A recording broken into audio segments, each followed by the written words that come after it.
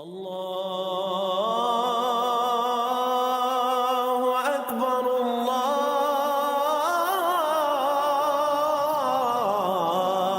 اکبر۔ اعوذ باللہ من الشیطان الرجیم، بسم اللہ الرحمن الرحیم۔ فکر اقبال میں تمام ساتھیوں کو خوش آمدید کہتا ہوں۔ ہم دیکھتے ہیں قرآن پاک کی جو تعلیم ہے وہ دائمی تعلیم ہے۔ قرآن پاک کے جو الفاظ ہیں کہ یہ وہ الفاظ ہیں، اس کو سمجھنے کے لیے ایسا ذہن چاہیے، نور والا ذہن چاہیے، نور والا دل چاہیے کہ تاکہ اس چیز کو حقیقی طور پر سمجھ سکے۔ بڑے بڑے لوگ اس چیز کو نہیں سمجھ سکے۔ اس میں جو قرآن میں جو نفس کی تعلیم ہے قرآن پاک میں، اس چیز کو لوگ سمجھ نہیں سکے۔ ترجمے لکھ دیے، تفسیریں لکھ دیں، لیکن اس کی حقیقی روح کو نہیں پہنچ سکے کہ اگر نفس کا ذکر بھی ہے قرآن پاک میں تو اس نفس سے کیا مراد ہے۔ اور مختلف جگہ پر مختلف مقامات پر نفس کا ذکر کیا گیا۔ ہم بیٹھے تھے تو چیزیں دیکھ رہے تھے، قرآن پاک پرکھ رہے تھے، جس میں بہت سی جگہ پہ نفس کا ذکر کیا گیا، لیکن مختلف جگہ پر اس کا مفہوم بدل جاتا ہے۔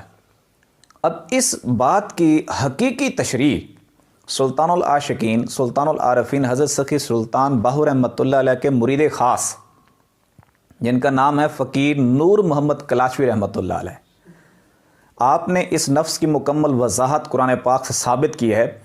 ایک وہ لوگ ہیں جو نفس سے مراد کچھ اور مفہوم لیتے ہیں، عام لوگ، اور خاص کے نزدیک، ولیوں کے نزدیک، فقراء کے نزدیک اس نفس کی تشریح اور ہے۔ یعنی کہ باہو سرکار، کلندر پاک، جی شاہ نورانی، داتا علی ہجویری، یہ خاص لوگ ہیں۔ ان کے نزدیک قرآن پاک میں جو نفس ہے اس کی تشریح اور ہے۔ اب حضرت یہ فرماتے ہیں فقیر نور محمد کلاشوی رحمۃ اللہ علیہ کہ میں نفس کی تشریح کر دیتا ہوں، کیونکہ عوام کیا، خاص لوگ بھی نفس کی حقیقت جاننے میں غلطی کرتے ہیں۔ کئی لوگوں نے ترجمے کیے قرآن پاک کے، تفسیریں لکھی، لیکن نفس کی حقیقت سے واقف بھی نہیں ہوئے۔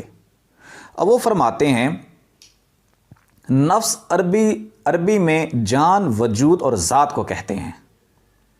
جان، وجود اور ذات کو کہتے ہیں۔ اب کسی جگہ اللہ تعالیٰ فرماتے ہیں وَيُحَذِّرُكُمُ اللَّهُ نَفْسَهُ، یعنی اللہ تعالیٰ تم کو اپنی ذات سے ڈراتا ہے۔ اب یہاں بھی نفس کا ذکر، پھر آگے فرمایا ایک اور جگہ پہ کہ فَأَسَّرَ يُوسُفَ فِي نَفْسِهِ، یعنی کہ یوسف علیہ السلام نے اس بات کو اپنے دل میں بھائیوں سے چھپا لیا۔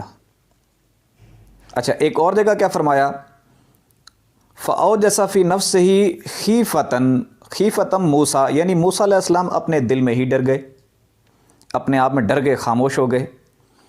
اور کبھی فرمایا گیا لا یکلف اللہ نفسا الا وسعها، یعنی اللہ تعالیٰ کسی شخص کو اس کی وسعت اور طاقت سے زیادہ تکلیف نہیں دیتا۔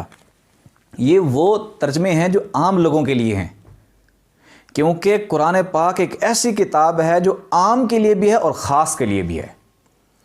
اب وہ فرماتے ہیں فقیر نور محمد کلاشوی رحمۃ اللہ علیہ، اب خاص کے نزدیک نفس کیا ہے اور قرآن پاک میں کہاں کہاں ذکر ہے۔ اور فرماتے ہیں خاص لوگوں کے نزدیک نفس کی 4 کنڈیشنز ہیں جو قرآن پاک میں ہیں۔ 4 کنڈیشنز کون سی؟ نفس امارہ، نفس لوامہ، نفس ملہمہ اور نفس مطمئنہ۔ نفس امارہ جو ہے یہ کافر ہے، یہ کفر ہے جو ہمارے اندر چھپا ہوا ہے۔ آپ اگر نماز پڑھتے ہیں تو 100 قسم کے برے خیالات اور وسوسے دل میں ڈالتا ہے، آپ نہیں ہوتے، آپ سوچ بھی نہیں رہے ہوتے، وہ نفس جو ہے وہ ڈال رہا ہوتا ہے۔ اس کے بعد اگر آپ اس کو نور کی تربیت کرتے ہیں، اور نور کا مہینہ کون سا ہے زیادہ تر؟ رمضان المبارک کا مہینہ۔ اس مہینے میں قرآن پاک نازل کیا گیا، یہ طہارت کا مہینہ ہے، پاکیزگی کا مہینہ ہے۔ اگر آپ نفس کو نور دیتے ہیں، یعنی قرآن پاک کی تلاوت، ذکر اللہ کثرت کے ساتھ، نماز بھی، تراویح بھی، چیزیں اگر کثرت کے ساتھ عبادت کرتے ہیں تو نور پیدا ہوتا ہے۔ وہ نور جا کے نفس کو گھیرتا ہے، اس کی طہارت شروع کر دیتا ہے۔ اس کے بعد کیا ہوتا ہے؟ نفس لوامہ۔ اس کے بعد لیکن پھر بھی وہ مثل حیوان ہے، پھر بھی وہ کلمہ نہیں پڑھتا، مزید جب آپ طہارت کرتے ہیں، اندر سے طہارت نفس کی نور سے ہوتی ہے، جب نور مزید فراہم کرتے ہیں نفس لوامہ سے ملہمہ بنتا ہے، ملہمہ سے پھر نفس مطمئنہ بنتا ہے، پھر جا کے وہ کلمہ پڑھتا ہے لا الہ الا اللہ محمد رسول اللہ۔ جیسے پچھلی ویڈیوز میں نے بتایا، نفس بیسکلی آپ کے اندر ایک آزاد مخلوق ہے۔ آپ سوتے ہیں، رات کو یہی نفس نکلتا ہے جسم سے اور بری محفلوں میں گھومتا ہے، اس کو نفس کہتے ہیں۔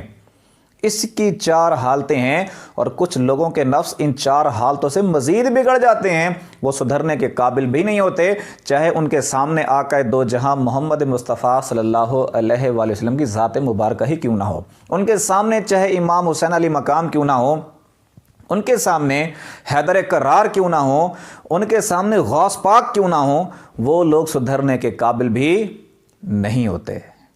اب یہ 4 جو نفس ہیں، جو کنڈیشنز ہیں، جو ان کی حالتیں ہیں، وہ کہاں ذکر ہے، کس کس جگہ ذکر ہے؟ اب وہ فرماتے ہیں، صفحہ نمبر 110 ہے، کتاب ہے عرفان، اور یہ مصنف ہیں فقیر نور محمد کلاشوی۔ سورۃ یوسف آیت نمبر 53 53، اور اس میں قرآن پاک میں ہے نفس امارہ کے بارے میں، وما ابری نفسی ان النفس لامارۃ بالسوء، کہ کیا کہا، میں اپنے نفس کو، نفس امارہ کو، کیا ہے، ان النفس لامارۃ، یعنی نفس امارہ کو بری و ذمہ نہیں کہتا، نفس امارہ بہت بڑا برائی کا حکم دینے والا ہے۔ انسان پہلے جو بھی ہوتا ہے اس کا نفس امارہ ہی ہوتا ہے، پیدائشی طور پر اس کا نفس امارہ ہی ہوتا ہے، اس کو تزکیہ کرنے کی ضرورت ہے، اس کو نور سے طہارت دینے کی ضرورت ہے۔ اگر نور نہیں دیتا، جو مرضی کرتا رہے، اس کا تزکیہ ہوتا بھی نہیں ہے۔ اگر نور پیدا کرنے اور نفس تک نور پہنچانے میں کامیاب ہو گیا، اب نفس تک نور کون سا پہنچتا ہے؟ تسبیح والا نور نہیں پہنچتا۔ یہ تسبیح سے ذکر کرتے ہیں، اس کا نور کہاں چلا جاتا ہے؟ رزق میں برکت پڑ جاتی ہے، بیماری میں شفا ہو جاتی ہے، نفس تک نہیں پہنچتا۔ کون سا نور نفس تک پہنچتا ہے؟ جو دل ذکر کرتا ہے نا، اس دل کے ذکر کرنے سے جو نور پیدا ہوتا ہے، اس نور کے بارے میں اللہ فرماتا ہے یہد اللہ لنورہ من یشاء، جسے چاہتا ہوں نور سے ہدایت کرتا ہوں۔ وہ قلب کا نور جا کے نفس کو گھیرنا شروع کر دیتا ہے، پھر اس سے کیا ہوتا ہے؟ تزکیہ نفس ہونا شروع ہو جاتا ہے۔ نفس امارہ سے پھر کیا بنتا ہے؟ نفس لوامہ۔ نفس لوامہ کیا ہوتا ہے؟ اس کو گناہوں سے نفرت ہو جاتی ہے، وہ گناہ نہیں کرتا، اگر گناہ سرزد ہو جائے تو اس پہ توبہ کرتا ہے اور اس پہ پچھتاتا ہے۔ نفس امارہ والا گناہوں میں لذت محسوس کرتا ہے، گناہوں میں خوشی محسوس کرتا ہے۔ اب نفس امارہ کا ذکر کہاں ہے؟ نفس امارہ کا ذکر ہے سورۃ قیامہ آیت نمبر 1 اور 2، لا اقسم بیوم القیامہ ولا اقسم بالنفس اللوامہ، یعنی کہ میں قیامت کے دن کی قسم کھاتا ہوں اور نفس لوامہ کی قسم کھاتا ہوں۔ یہ اللہ تعالیٰ قسم کھا رہے ہیں نفس لوامہ کی بھی۔ اس سے آگے کیا ہوتا ہے؟ مزید طہارت دی جائے، اور رمضان المبارک کا تو مہینہ ہے ہی نور کا مہینہ، ہے ہی تزکیہ نفس کا مہینہ، نور ہی نور ہوتا ہے اس مہینے میں، اور اس کے آخری عشرے میں تو سراپا نور۔ اس کے آخری عشرے میں جو لیلۃ القدر آتی ہے، اس رات میں تو اتنا نور ہے کہ 1000 سال کی محنت سے بھی ہم اتنا نور پیدا نہیں کر سکتے، ہم اتنا تزکیہ نفس نہیں کر سکتے جو ایک رات میں تزکیہ ہو جاتا ہے۔ پھر نفس ملہمہ بنتا ہے، اس کو نفس الہامہ بھی کہتے ہیں۔ الہامہ ملہمہ ایک ہی چیز ہے، وہ گناہ تو کرتا ہی نہیں ہے، اس کے اوپر انسٹرکشنز ہوتی رہتی ہیں، لیکن کلمہ پھر بھی نہیں پڑھتا، لیکن کنٹرول میں ہوتا ہے، اس کو عبادت میں لذت آتی ہے، اس کو عبادت میں سرور آتا ہے، اور کوشش کرتا ہے کہ اس میں وسوسے نہ آئیں، لیکن کچھ حلالی بندہ ہو جاتا ہے۔ وہ کیا ہے؟ نفس ملہمہ، اس کو الہامہ بھی کہتے ہیں۔